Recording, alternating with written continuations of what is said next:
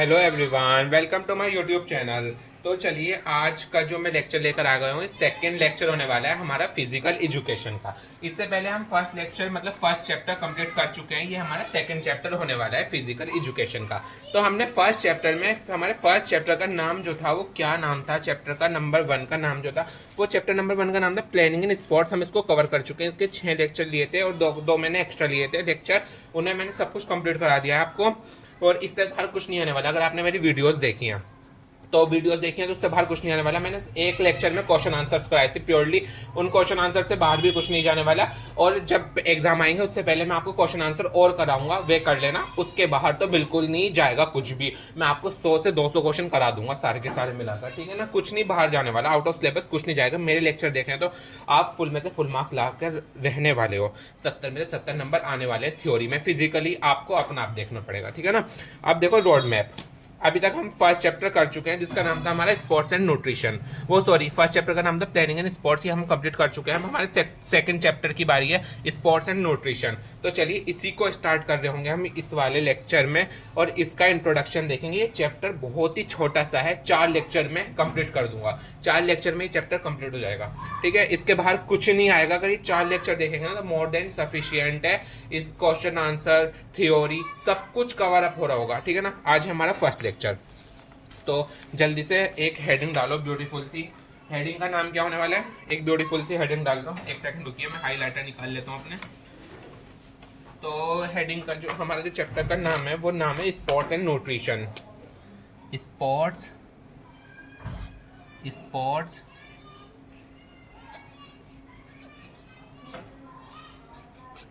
And nutrition.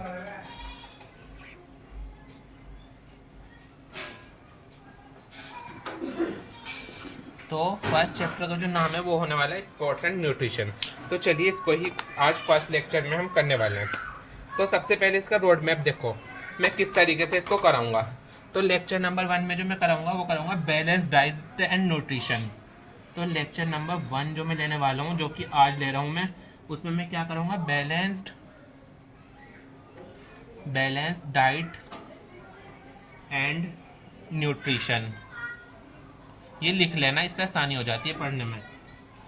Rough copy, एक copy बना लो notes की। उसमें अगर जिसको मेरे अलग से नोट्स चाहिए वो भी आपके लिए प्रोवाइड कराने को तैयार हूँ मैं। उसके लिए आप मुझे इंस्टाग्राम पे डीएम कर सकते हो। लेक्चर नंबर 1 में मैं ये करूँगा, इसमें मैक्रो एंड माइक्रो न्यूट्रिशन देखेंगे। मैक्रो एंड माइक्रो न्यूट्रिशन देख रहे होंगे। तो ये हमारा फर्स्ट लेक्चर रहेगा। लेक्चर नंबर 2 में हम लोग क्या कर रहे होंगे, लेक्चर नंबर 2 में हम nutritive and non nutritive component of diet, nutritive and non nutritive and nutritive components of diets, components of diet. तो ये हो जाएगा हमारा सेकंड लेक्चर। और लास्ट वाले लेक्चर में, मतलब सेकंड लास्ट वाले लेक्चर में हम कर रहे होंगे eating for weight control, eating for weight control. तो ये हमारा चैप्टर यहाँ पे कंप्लीट हो जाएगा। और एक मैं अलग से लेक्चर लूँगा जिसमें मैं आपको कराऊंगा इस चैप्टर के क्वेश्चन आंसर, जो कि 4th लेक्चर होगा, क्वेश्चंस एंड आंसर। तो यहाँ पर आके आपका चैप्टर फाइनली ओवर हो जाएगा। तो आज हम करने वाले हैं lecture number 1 balance diet and nutrition. तो चलिए इसको स्टार्ट करते हैं। तो अपनी कॉपी निकालो, कॉपी में हेडिंग डालो अच्छी सी प्यारी सी। तो मैं क्या कराने वाला हूँ आज आपको, बैलेंस डाइट एंड न्यूट्रिशन। यही हम लोग कर रहे होंगे आज, balance diet and nutrition. Balanced diet and nutrition. Balance diet and nutrition कर रहे होंगे हम लोग। तो चलिए इस टॉपिक को उठाते हैं। तो सबसे पहले हम देखेंगे मीनिंग ऑफ बैलेंस डाइट। तो हमारे सबसे पहले क्वेश्चन यहीं से पुट अप कर लेते हैं वो लोग कि बैलेंस डाइट का मीनिंग क्या होता है। तो पहला क्वेश्चन यहीं से बन जाता है आप लोगों का, मीनिंग ऑफ बैलेंस डाइट, यही क्वेश्चन आ जाता है। तो हेडिंग डालो मीनिंग ऑफ बैलेंस्ड डाइट। तो इसके जो मीनिंग पूछ सकता है वो क्या पूछ सकता है, मीनिंग। तो इसका जो मीनिंग होने वाला है वो क्या होने वाला है, चलिए मैं आप लोगों को बता देता हूँ। अ बैलेंस डाइट, तो a balance diet, a balanced diet refers to the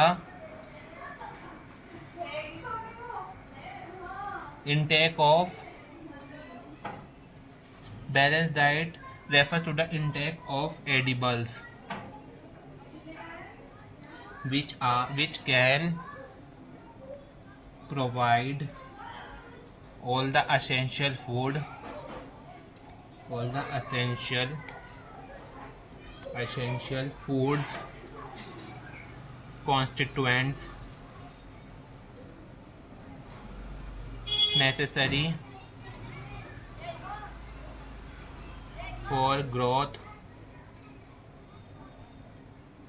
and maintenance of the body।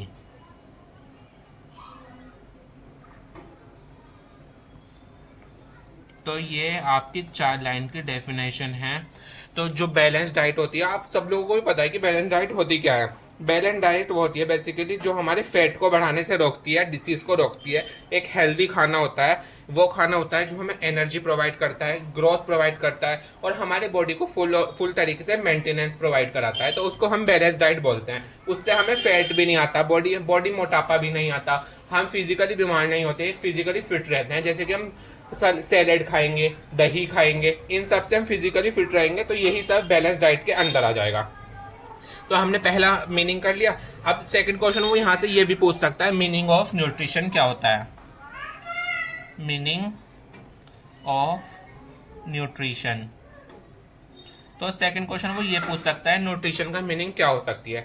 ये भी है, nutrition is a science of food which comprises the dynamic process in which the consume food is digested. Nutrition is absorb and disturbed to the tissue for utilisation and waste are dispose of the body. कुछ समझ नहीं आया होगा, I know. तो मैं इसे थोड़ा सा इजी वे में पहले लिख के दिखा देता हूँ। Nutrition is a science of foods which comprises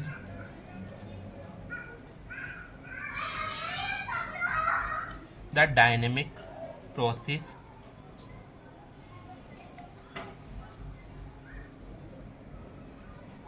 in which the consumed food, इसमें क्या होता है, जो कंज्यूम फूड होता है ना वो तो डाइजेस्टेड हो जाता है प्रॉपरली। जो हमने खाना खाया ना, ये वो साइंस है, जो हमने खाना खाया ना वो एक डायनेमिक प्रोसेस के थ्रू डाइजेस्टेड, मतलब डाइजेस्ट हो जाता है अच्छी तरीके से, और वो ना टिश्यू को मिलता है and are absorbed by tissue. Tissue के द्वारा उसको एब्जॉर्ब किया जाता है और उससे ना एनर्जी एंड टेक, उससे एनर्जी लेते हैं हम लोग और वेस्ट मटेरियल को बाहर कर देते हैं एंड वेस्ट आर डिस्पोजेज। तो न्यूट्रिशन क्या होता है, देखो मैं अभी तुम्हें इजी वे में समझाऊंगा।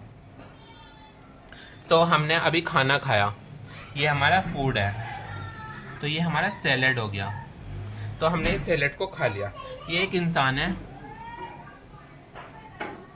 तो ये एक इंसान है, तो इसने ये खाना खाया, सैलेड खाया। तो ये सैलेड इसके पेट में गया, इसके पेट में चला गया ये सैलेड, ये रहा इसका पेट। तो ये खाना यहाँ से होते हुए ऐसे गया।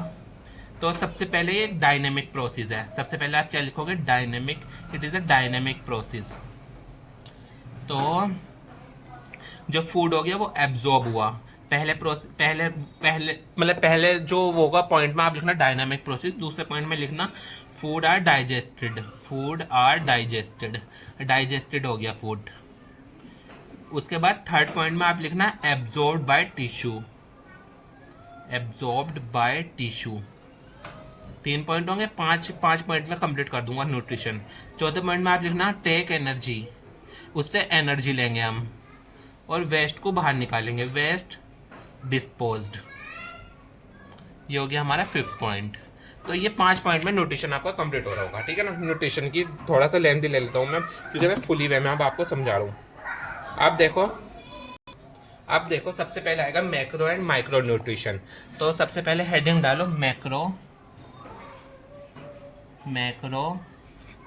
इधर लिखेंगे मैक्रो न्यूट्रिशन और इधर लिखेंगे माइक्रो न्यूट्रिशन।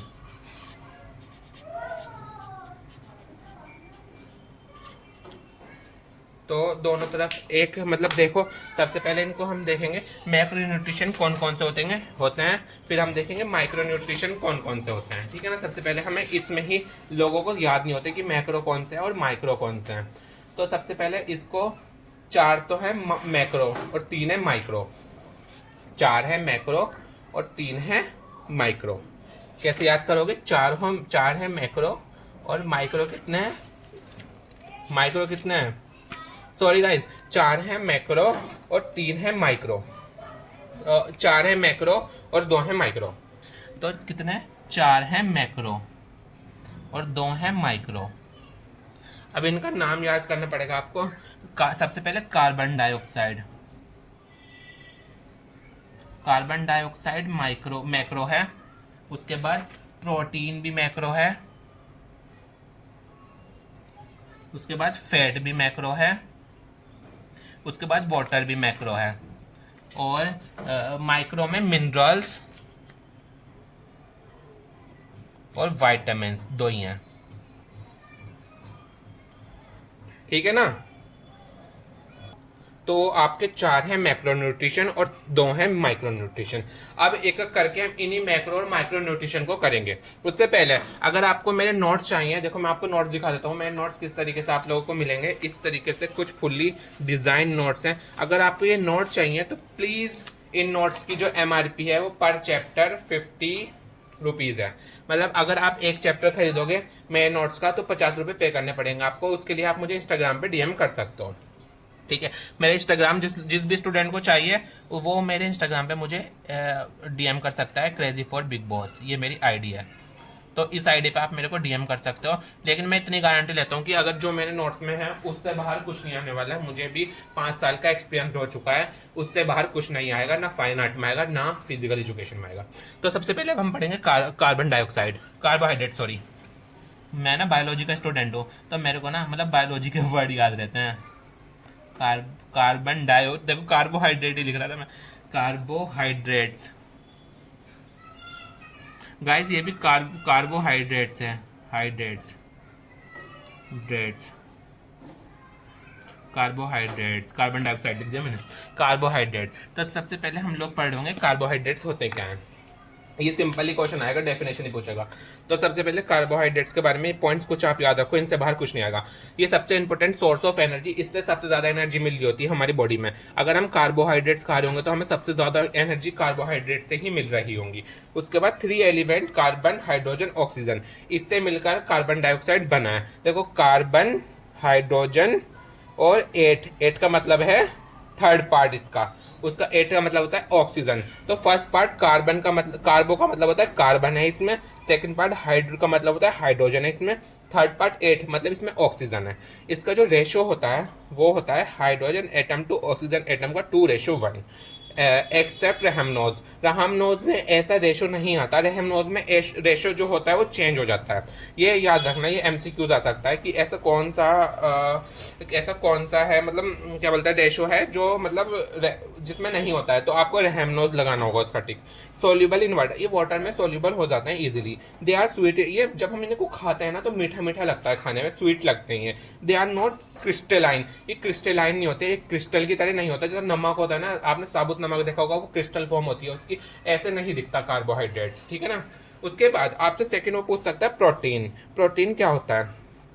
प्रोटीन कंटेंट देखो, अगर हमें कार्बोहाइड्रेट्स के बारे में हमने देखा था तो उसमें कार्बन, ऑक्सीजन और हाइड्रोजन था। अब प्रोटीन में क्या होता है, कार्बन, हाइड्रोजन, ऑक्सीजन, इसमें एक चीज और न्यू आ गई, नाइट्रोजन।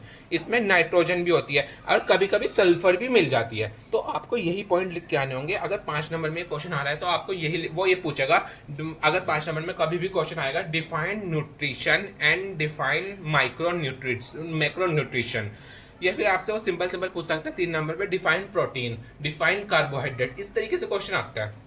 तो protein content carbon, hydrogen, oxygen, nitrogen and sometimes sulphur. Protein are very large molecules, ये एक बहुत लार्ज मॉलिक्यूल्स होता है, so that they can not be directly absorb in, तो ये हमारे ब्लड में ना एब्जॉर्ब नहीं हो पाता है। तो ये बहुत ही मतलब बड़ा मॉलिक्यूल्स है, ऐसे समझो लार्ज मॉलिक्यूल्स है, इसलिए हमारे ब्लड में एब्जॉर्ब नहीं हो पाता है। अब देखो, अगर कोई छोटी छोटी चीजें हैं, जैसे कि आप छोटे छोटे चीज डालोगे, तो हम पानी में नमक डालेंगे, सिंपल पिसा हुआ नमक, तो वो सोल्यूबल पानी में घुल जाएगा। और अगर हम साबुत नमक डालेंगे वो एकदम पानी में नहीं घुलेगा। तो ऐसे समझ लो, प्रोटीन जो है ना वो बड़ा वाला नमक है ना, तो वो पानी में नहीं वो ब्लड में नहीं घुलता है जल्दी से। तो पहले उसको हमें अमीनो एसिड में तोड़ना पड़ता है। देखो इस चीज को ऐसे समझो, जो हमारा प्रोटीन होता है ना, प्रोटीन वो ना थोड़ा सा बड़ा साइज होता है, तो वो ये है हमारा ब्लड, ये है हमारा ब्लड, ये हमारा बॉडी में ब्लड है। देखो सबसे पहले ये हमारी बॉडी है, ये हमारी बॉडी है, और ये ब्लड है, ब्लड। तो ये है प्रोटीन, प्रोटीन थोड़ा बड़ा हो गया, तो ये घुल नहीं रहा है, ये साबुत नमक समझो इसको, तो ये हमारे ना ब्लड में घुल नहीं रहा है। तो इसको ना हम पहले छोटे छोटे मॉलिक्यूल्स में तोड़ेंगे इस तरीके से, इसे हम पीसेंगे, बड़े नमक को पीसेंगे, तो उसे पीसने वाली फॉर्म को उसको क्या बोलेंगे, अमीनो एसिड। अब आप ऐसे समझो, अगर हमारा साबुत नमक है उसको हम बोलेंगे प्रोटीन, अगर हमने उसको पीस दिया, पीसे हुए नमक को हम बोलेंगे अमीनो एसिड। तो इस तरीके से आप इसको लर्न कर सकते हो। Body required only 0.36 grams of protein, body को बस इतना ही प्रोटीन चाहिए होता है। If protein not present in appropriate amount in diet, we have suffer from deficiency disease like marasmus and kwashiorkor. अगर आपको ये मतलब जो प्रोटीन है ना, प्रोटीन आपको सफिशिएंट अमाउंट में नहीं मिलेगा, या तो आप प्रोटीन कम खा रहे हो या फिर आप प्रोटीन बहुत ही ज़्यादा खा रहे हो, तो आपको 2 बीमारियां हो सकती है, क्वाशियोरकर और मेरास्मस। ये आपका ऑब्जेक्टिव बन सकता है कि कौन कौन सी बीमारियां जो प्रोटीन से होती हैं, वो मेरास्मस और क्वाशियोरकर है। ठीक है, अब देखेंगे हम लोग फैट्स क्या होते हैं। थर्ड हमारे मैक्रो न्यूट्रिशन आएंगे, मैक्रो न्यूट्रिशन में आएंगे fats content carbon, oxygen and hydrogen in the percentage. देखो जो कार्बोहाइड्रेट थे उनके और फैट का सेम है, कार्बन, ऑक्सीजन एंड हाइड्रोजन, उसका जो रेशो था वो उसमें था 2:1। इसमें जो परसेंटेज रेशो आएगा 76, 12 और 12 रेस्पेक्टिवली। ये क्वेश्चन 100% आ सकता है कि कितना रेशो परसेंटेज में, उसमें रेशो निकाला था हमने, इसमें परसेंटेज निकाल दी। और रेशो की बात करें 76, 12, 12 ये रेशो है, उसमें क्या था 2:1, इसमें 76, 12, 12 रेशो है। They are 3 different group of fat in the diet, that is saturated fat, polysaturated fat and monosaturated fat. 3 तरह के फैट होते हैं, ये तीनों के नाम आपको याद करने होंगे, ठीक है ना। उसके बाद हम देखेंगे फैट्स में इतना याद रखो। उसके बाद हम देखेंगे वाटर क्या होता है। चलिए आओ वाटर समझाता हूँ। Made up of hydrogen oxygen, आप सबको पता है जो पानी होता है वो ऑक्सीजन होता है उसमें और हाइड्रोजन होती है, 2:1 में ही होती है। ठीक है, our blood also have 90% of water, हमारे ब्लड में भी 90% पानी है, 10% कुछ और है, 90% पानी है। Water help in the transportation of nutrient to the cells of the body, पानी पियोगे तो ही ट्रांसपोर्टेशन होगा आपके खाने का अच्छे से, वरना मर जाओगे। It also plays important in excretion, ये पानी अगर आप ज़्यादा पियोगे तो आपका पेट भी साफ रहेगा, आपको बार बार टॉयलेट जाना पड़ेगा, आपका पेट साफ रहेगा। और अगर आप पानी नहीं पियोगे ना तो आपके कॉन्स्टिपेशन हो सकता है, मतलब पेट में जम सकता है, आपका जो मतलब जितना भी मटेरियल है बॉडी का वेस्ट वाला वो पेट में ही रुक सकता है। Also regulate the body temperature, ये बॉडी का टेम्परेचर भी रेगुलेट करता है। अगर आप पानी ज़्यादा पियोगे, ठंडा पानी पियोगे तो आपको कूल लगेगा, गर्म पानी पियोगे तो आपकी बॉडी हीट हो जाएगी, इस तरीके से। अब देखेंगे हम माइक्रो न्यूट्रिशन, 2 ही माइक्रो न्यूट्रिशन बताए गए हैं हमारे उसमें। एक तो मैंने मिनरल्स देखा है आपका, और एक देखा था हमने मिनरल्स और वाइटामिन्स, ये 2 ही आपको करने होंगे, ठीक है ना। मिनरल्स और वाइटामिन्स 2 ही हमारे माइक्रो न्यूट्रिशन हम लोगों को पढ़ने हैं गाइस। तो चलिए, इनमें इतना ये ज़्यादा इंपॉर्टेंट नहीं है चैप्टर, इसमें से एक ही क्वेश्चन बन सकता है। टाइप्स ऑफ मिनरल आपके टर्म वगैरह में आ सकते हैं, यूनिट टेस्ट वगैरह में। अब देखेंगे हम माइक्रो न्यूट्रिशन में हम सबसे पहले देखेंगे मिनरल्स के भी 2 टाइप सब डिवाइड कर दिया। अब मिनरल्स में मैक्रो मिनरल्स और माइक्रो मिनरल्स में हम लोगों ने डिवाइड कर दिया। सबसे पहले हम देखेंगे मैक्रो। मैक्रो में calcium, potassium, sodium, magnesium, phosphorus. आपको इसको याद करने की ट्रिक क्या क्या बनाओगे, इसमें दो जो हैं, दो पी से हैं, दो सी से हैं और एक एस से है। दो पी से, दो एस से और एक सी से। यानी कि अगर आपको टाइप्स ऑफ मिनरल्स के बारे में देखना हो, टाइप्स ऑफ मिनरल्स, सब चीज़ के फ्लो चार्ट बना लो एक कॉपी में। तो इसको याद करने की ट्रिक क्या होगी, इस तरीके से एक इधर करो, एक इधर करो, यहाँ पर आ जाएगा मैक्रो, मैक्रो मिनरल्स, और यहाँ पर आ जाएगा माइक्रो मिनरल्स, इस तरीके से। अब इसकी ट्रिक क्या है, सी स्क्वायर पी स्क्वायर एस, ठीक है। और इसको याद करने की ट्रिक क्या है, सी स्क्वायर आई की क्यूब, नहीं सी की, वो सॉरी, आई स्क्वायर और सी की क्यूब, इस तरीके से आप याद कर सकते हो। यहाँ पे जो आएगा वो आएगा कैल्शियम, पहला आएगा कैल्शियम, कैल्शियम, और ये जो स्क्वायर है इससे याद रखो आप मैग्नीशियम, मैग्नीशियम, पी से फॉस्फोरस और पोटेशियम, एस से सोडियम, और यहाँ पे आयोडीन, आयरन, आई से 2 हो जाएंगे, और क्रोमियम, कोबाल्ट और कॉपर सी से हो जाएंगे, ठीक है ना। अब देखो इनके बारे में थोड़ा थोड़ा पढ़ लेंगे हम। कैल्शियम, सबको पता है कैल्शियम ग्रोथ एंड डेवलपमेंट में हेल्प करता है, बोन्स की, दांतों में कैल्शियम होता है, ये सब लोगों को पता है, ऐसा कोई नहीं होगा जिसे नहीं पता। ये लिख देना अपने वर्ड में कैल्शियम क्या होता है। मिल्क में कैल्शियम पाया जाता है, संतरे में कैल्शियम पाया जाता है, योगर्ट में कैल्शियम पाया जाता है, ग्रीन वेजिटेबल्स में कैल्शियम पाया जाता है। अब उसके बाद potassium, helpful in keeping the nervous system, ये नर्वस सिस्टम में बहुत ज़्यादा हेल्प करता है पोटेशियम। तो मस्कुलर सिस्टम में भी बहुत ज़्यादा हेल्प करता है, यानी कि आपका दिमाग के लिए बहुत इंपॉर्टेंट है पोटेशियम, और आपकी हड्डियों के लिए बहुत ज़्यादा। जब भी तो कहते हैं ग्रीन वेजिटेबल्स खाओ, तो ये बनानाज में, पीनट में, सिट्रस फ्रूट्स में, बीन्स में, ये सब में पोटेशियम मिलता है। उसके बाद देखेंगे सोडियम। सोडियम जो है ना, ट्रांसमिशन ऑफ नर्व इम्पल्स, मतलब अगर आपके हाथ में कुछ चुभ गया, तो ये पेन चुभ गया बाई चांस, तो आप एकदम से हाथ हटाओगे ना, तो ये सब काम जो है ना वो सोडियम करा रहा होगा आप लोगों को।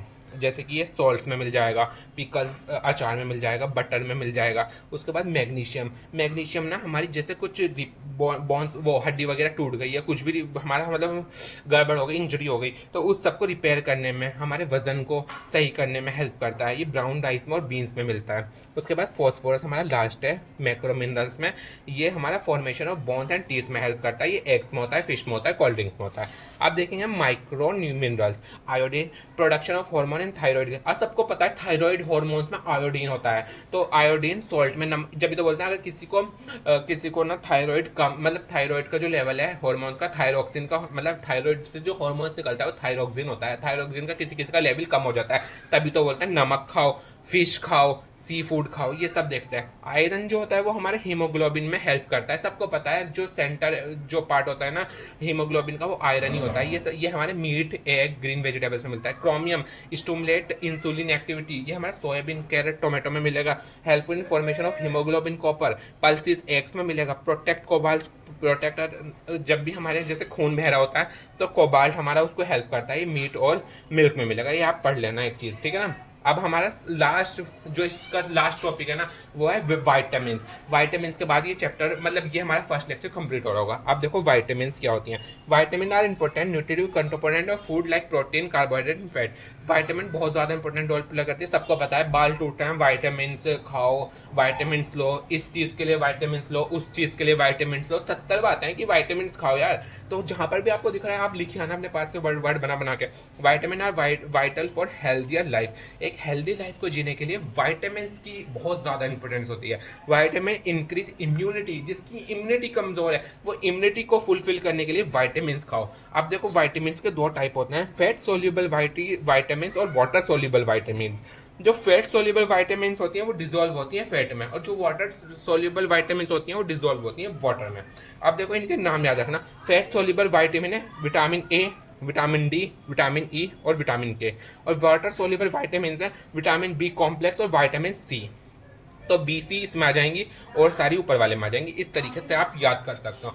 अब आपको क्या, इस चैप्टर को मैंने वो इस टॉपिक को यहीं कंप्लीट कर दिया, इससे बाहर कुछ नहीं आएगा। आपको बस क्या करना होगा, जितना मैंने आपको नोट्स पढ़ाए हैं उतने लिखो और थोड़ा थोड़ा अपने अपने पास से बना के लिखाना, ताकि एग्जामिनर का अच्छा इंप्रेशन पड़े। तो देखे, जैसे कि मैंने मिनरल्स कराए, मिनरल्स में ये रहे सब कुछ, ये ऐसे इस तरीके से बुक्स पढ़ लेना, एक बार रीडिंग कर लेना अपने अकॉर्डिंग। मिनरल्स, वाइटामिन में आप vitamin A, vitamin D, vitamin E. अब मुझे क्या करोगे आप लोग, vitamin E, water soluble vitamin की ये रहे, वो फैट सॉल्युबल वाइटामिन इधर थी। तो आपको कल को क्या करनी है, मुझे ना इंस्टाग्राम पे हर बच्चों डीएम करेगा, उसमें मुझे फैट सोल्यूबल वाइटामिन के कौन कौन से होते हैं फैट सोल्यूबल वाइटामिन, और उनके बारे में दो लाइन लिखेंगे। जैसे विटामिन ए के बारे में 2 लाइन लिख कर लाओगे। ऐसे ही वाटर सोल्यूबल वाइटामिन कौन कौन सी होती हैं, जैसे कि विटामिन बी होती हैं, और उनके बारे में 2 पॉइंट लिख कर आओगे आप। तो ये मुझे इंस्टाग्राम पे डीएम करना है, देखते हैं कौन सबसे पहले करता है, उसको मैं नेक्स्ट वीडियो में शॉर्ट आउट दूंगा। तो जल्दी से इसको कंप्लीट करो। जब तक के लिए मिलता है नेक्स्ट लेक्चर में, सेकंड लेक्चर में। फर्स्ट लेक्चर कंप्लीट कर दिया मैंने, तो जल्दी से और स्टूडेंट्स को मेरे चैनल के बारे में बताओ कि ऐसा चैनल बहुत अच्छा है, मतलब मेरा चैनल, उस पर सब कुछ आपको सब कुछ कवर अप हो रहा होगा, कुछ भी बाहर से नहीं आएगा। जल्दी से अपने फ्रेंड्स को बताओ, फैमिली मेम्बर्स को बताओ, और जल्दी से सपोर्ट कराओ। मेरे सब्सक्राइबर बहुत कम है, मेरे सब्सक्राइबर को बढ़वाओ यार। लाइक करो, शेयर करो। मिलते हैं नेक्स्ट वीडियो में, जब तक के लिए अच्छे से खाओ पियो, मौज करो, सो टाइम से उठो, टाइम से खेलो, टाइम से सब कुछ टाइम से करो। चलिए मिलते हैं नेक्स्ट लेक्चर में, बाय बाय।